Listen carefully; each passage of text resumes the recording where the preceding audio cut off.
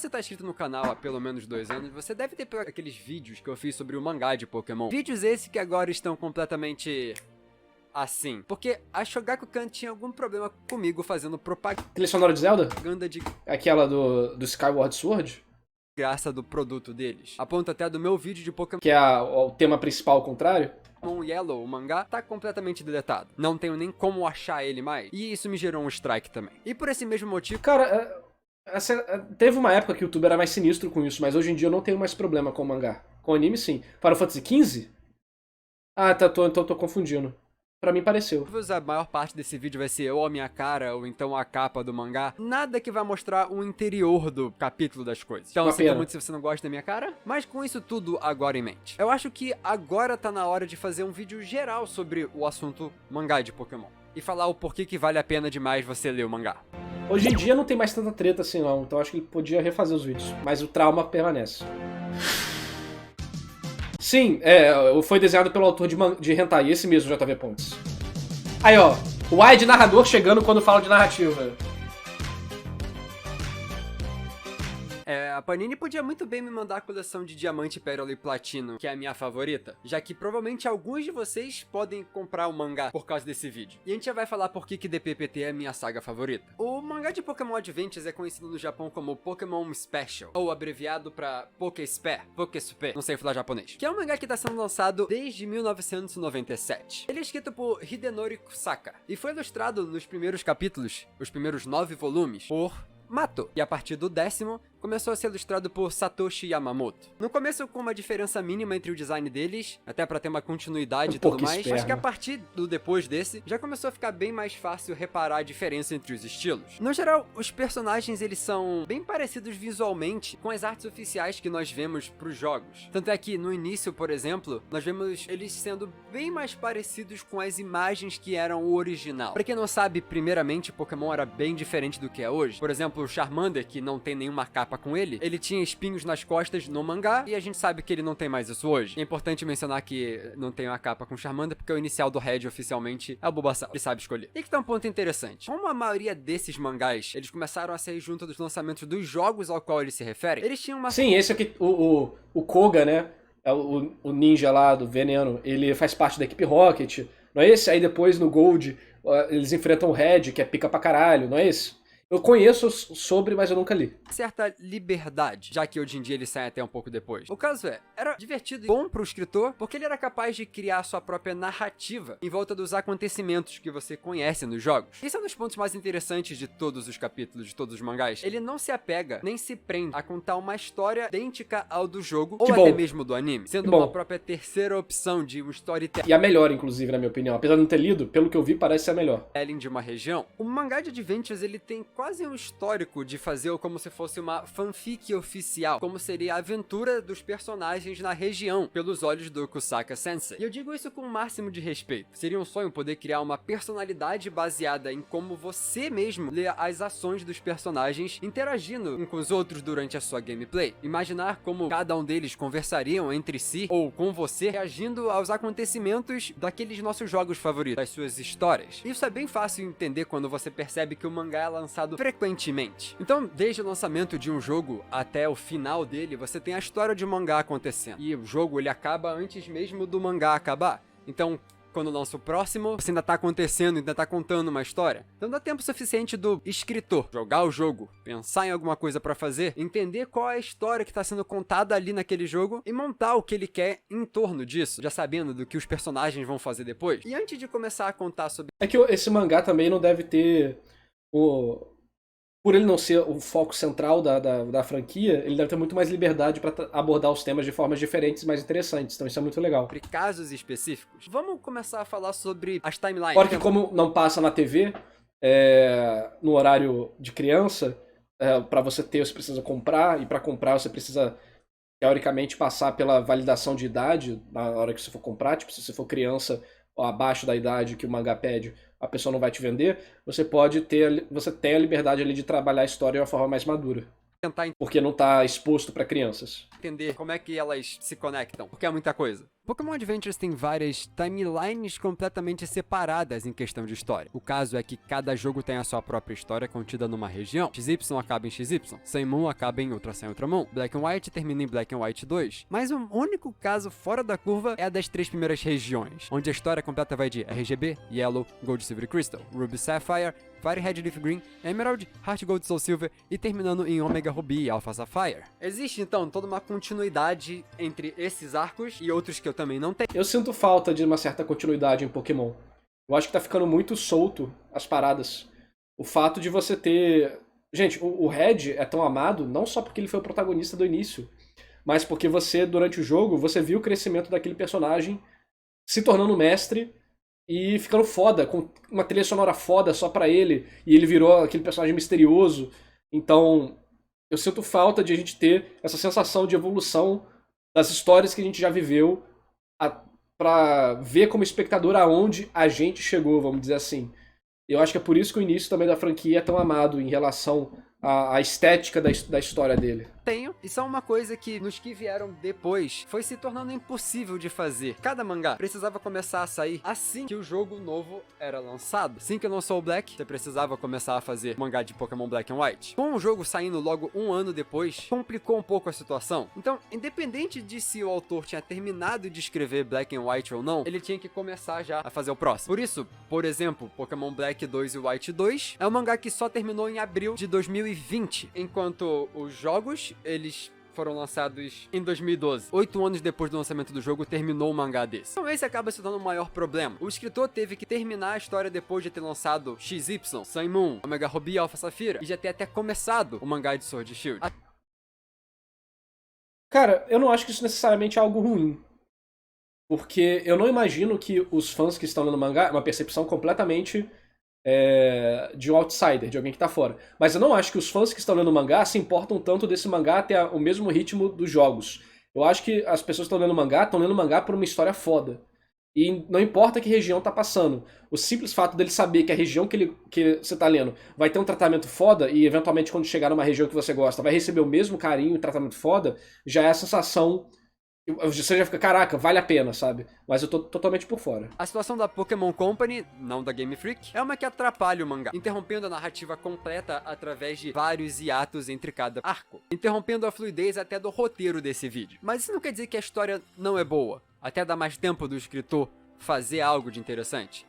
E voltando a essa questão de arcos, tem um enredo desconexo entre várias regiões. No entanto, existe uma conexão geral entre todos os personagens desse mangá. Todos eles são conhecidos como detentores de Pokédex, os Pokédex Holders, que é como eles falam em inglês.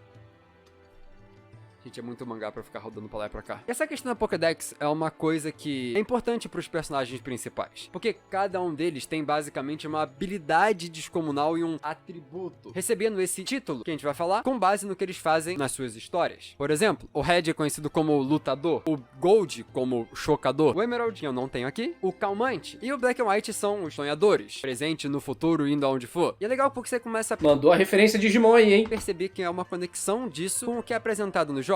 O Gold ser chocador porque na segunda geração foi lançado Bridging. Isso aqui é por causa do Dream World, que foi lançado no Pokémon Black and White. E ele usa isso tudo pra poder contar uma história dentro da história que já tá sendo contada nos jogos, o que torna cada personagem individualmente mais interessante, fazendo com que você entenda esses temas, personalidade e a função deles na história. Um outro exemplo é que a Sapphire é conhecida como a Conquistadora. Isso porque a história dela no mangá gira em torno dela completar todos os 8 ginásios em 80 dias. O Emerald é conhecido como o Calmante, porque ele consegue acalmar os Pokémon e fazê-los ajudá-lo, que nem um Pokémon Ranger, que foi lançado um ano depois do começo do mangá. Legal. Não é esse aqui, mas é o único Pokémon Ranger que eu tenho. Então dá pra ver que o Kusaka sabia exatamente o que ia acontecer e ser lançado na franquia como um todo. E isso é um fato não só por tudo isso que eu tô falando. Felizmente acaba que, por mais que seja legal cada jogo ter seu mangá e sair ao mesmo tempo, como a franquia tá se autodevorando hoje em dia, né? Eles não dão tempo da Game Freak desenvolver os jogos direito também. Por mais que a Game Freak seja incompetente também, tem muita culpa da Pokémon Company de não dar tempo suficiente. 2 anos pra fazer um jogo de console é pouco. É pouquíssimo. Por um jogo handheld até ia, mas de console não vai mais, ainda mais o escopo que eles querem fazer. mas porque ele mesmo disse que iam lançar e fazer pensando em fazer arcos de Pokémon Colosseum e de XD of Darkness, mas que ambos foram cancelados, provavelmente porque não ia dar tempo. Dá pra ver um padrão, né, no geral da Pokémon Company. Desses todos, vale fazer propaganda de 3 arcos que são os meus favoritos, só porque é alguma coisa que pode fazer você se interessar a começar. O meu top 3 fica Diamante e Pérola, Yellow e RGB. Em ordem de baixo pra cima, eu vou explicar o porquê de cada um. RGB é um ótimo ponto pra começar. Além de pegar tudo de canto e jogar pro alto com uma história completamente diferente, ela entra em detalhes sobre a franquia que nenhuma outra mídia fez tão bem. A história do Mewtwo, a função das insígnias e a relação da região com a equipe Rocket. Ela enriqueceu algo que você já gosta, além de ser algo completamente independente pra fazer o seu próprio. Melhor que isso, Yellow, onde tem uma continuação das reviravoltas de RGB. Como o Yellow, o jogo, ele reconta a mesma coisa, Yellow, o mangá, foca em continuar a história da onde parou o anterior. E olha, a última página de RGB é simplesmente horrível. Você fica pensando no que vai acontecer, como aquele mistério vai ser resolvido, e nada faz sentido da melhor forma. E a única coisa que Yellow não faz tão bem quanto o DPPT é que ensinou tem o Diamond. A dupla do Dia e Pearl é a melhor dupla de personagens principais que uma história pode ter. Que aí entra no assunto de personagens. Todos esses personagens eles seguem um esquema de nomeação bem simples. O nome do jogo. Facilmente, a melhor parte é que todos eles têm uma personalidade própria e completamente diferente uns dos outros. São sempre as mais variadas. E o meu top 3 acho que, pelo que eu disse, é bem fácil e previsível. Zaya, Yellow e o Pearl. Isso que eu tô falando só de personagens principais, os detentores da Pokédex, que a gente falou. É uma coisa interessantíssima da história no geral, é que todos, eu falo sério quando eu digo todos os personagens participam de uma forma ou de outra do enredo. Cada interação que você tem numa cidade jogando o seu próprio jogo pode acabar fazendo parte da história. Se o Saka, na hora que ele tava jogando, ele falou, isso aqui é uma coisa interessante que eu posso fazer algo. Até alguns NPCs. E dá pra perceber que o Kusaka, na verdade, ele não é só um fã da franquia, mas também de aproveitar cada pedaço de uma região, fazendo uma representação bem fiel e bem interessante de cada canto. E não sou só eu que tô falando isso. Satoshi Tajiri, o criador da franquia, já falou lá atrás que esses quadrinhos são a representação mais próxima do mundo que eu tentava mostrar. Tá aí, ó. Não tem que mais jogar os jogos de Pokémon, tem que ler o mangá, ué. CEO da Pokémon Company, que obviamente ele não ia falar mal, né, mas ele disse que gostaria que todos os fãs de Pokémon lessem esse mangá. E é esse mangá, uma demonstração bem viva da franquia, e talvez a melhor representação que existe das histórias nesse universo, sendo a mais fiel, a mais viva e a mais interessante. O único problema é que cada arco só deve acabar uns 5 anos depois de começar. E eu nem cheguei a comentar sobre alguma das coisas mais interessantes, sobre como... Aí que tá a pergunta, cadê o anime desse bagulho? Bizarro não ter tido um especial, né? Teve um especial de 10 anos, 20 anos, 30 anos de Pokémon. Cadê o especial de... 30 anos não, mas 25. Cadê o especial pra comemorar o mangá? Eu acho que ia fazer muito sucesso. Como funciona a interação? A gente teve uns curtas pro YouTube, né? A gente teve vários curtas, né? Vários tipos de curta diferentes.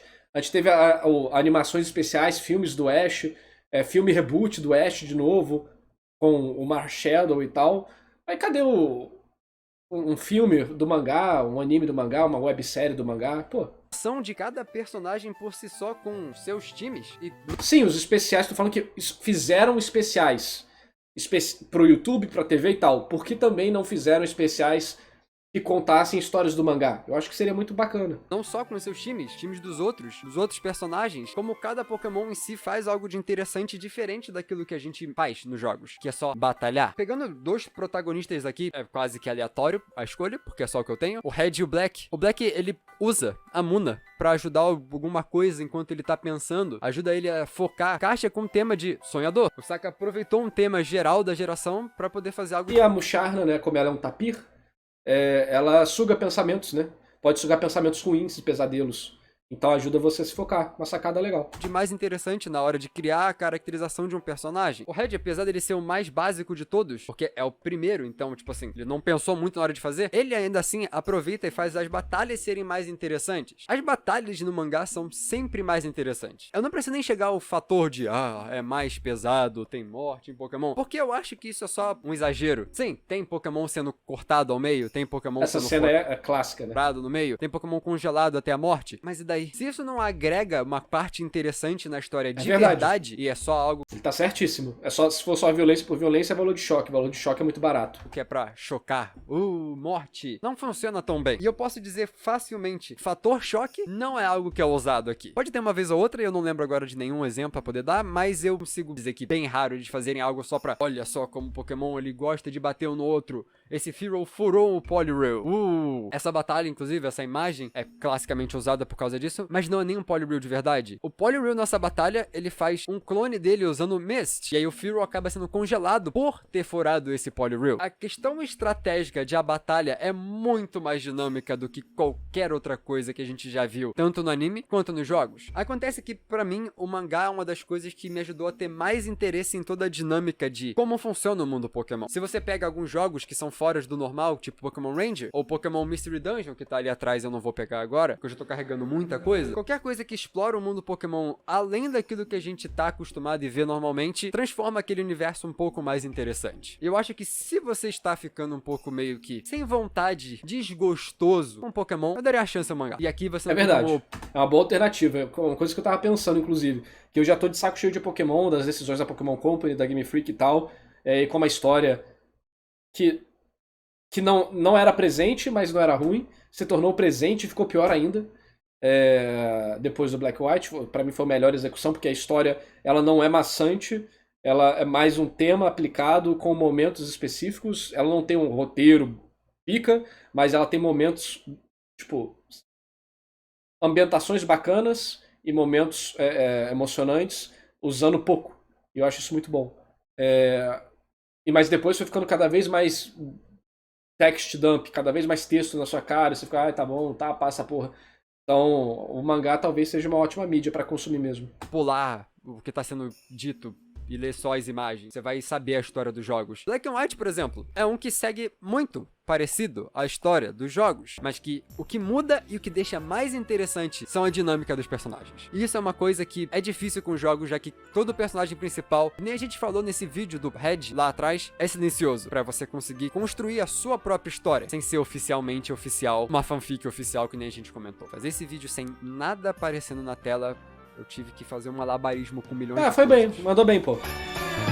Mandou bem, parabéns. Conseguiu fazer direito. O vídeo não ficou ruim de assistir, não. Ficou top. Muito bom, gostei.